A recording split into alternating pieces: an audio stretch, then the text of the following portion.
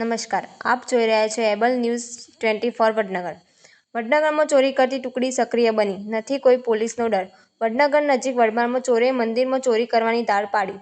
જોગણી માતાના મંદિરમાંથી દાનપેટી ઉઠાવીને ખેતરમાં લઈ ગયા. સવારે પૂજારી પૂજા કરવા આવ્યો ત્યારે ખબર પડી કે દાનપેટી ગાયબ છે.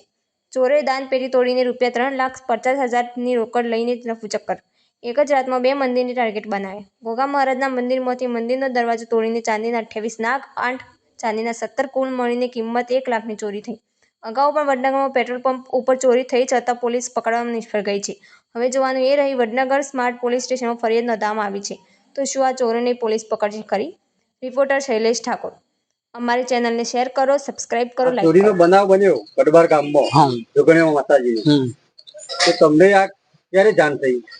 અમને સવારે આરતીના સમયે ખબર પડી કે મંદિરમાંની ચોરી થઈ છે. ચોરી રાત્રે કેટલા વાગે સમય થઈ? અંદાજિત 2 થી 4 ના ગાળામાં ચોરી થયેલ સંભળાય છે. કેટલા રૂપિયાની ચોરી થઈ? પહેલી પ્રતિષ્ઠાની અંદર અમે ચેક કરી હતી પેટી, તો 1.5 લાખ રૂપિયાની આવક હતી. એના પછી 2 વર્ષ સુધી અમે પેટી ખોલી નથી, એટલે અંદાજિત 3 થી 3.5 લાખ રૂપિયાની ગણતરી લાગે છે અમને. ચોરોએ ચોરીને કેવી રીતે અંજામ આપે? ચોરોએ અહીંયાથી મંદિરમાંની પેટી ચોરી અને બીજા ખેતરમાં તો તોડેલી છે એવા સમાચાર અમને મળ્યા. તો જોવા જાય તો પેટી તૂટેલી હતી.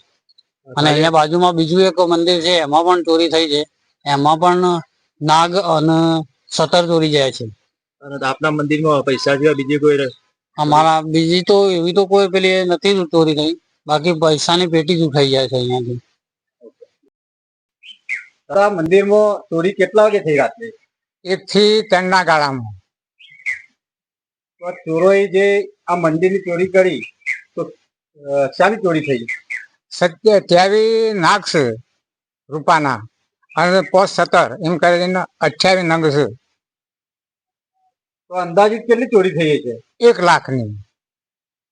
તો આ ચોરોએ જે ગામની અંદર તો ચોરી થઈ છે, એમાં કેટલી ચોરી થઈ છે? એ કમ સે કમ 3 લાખ તો ખરા.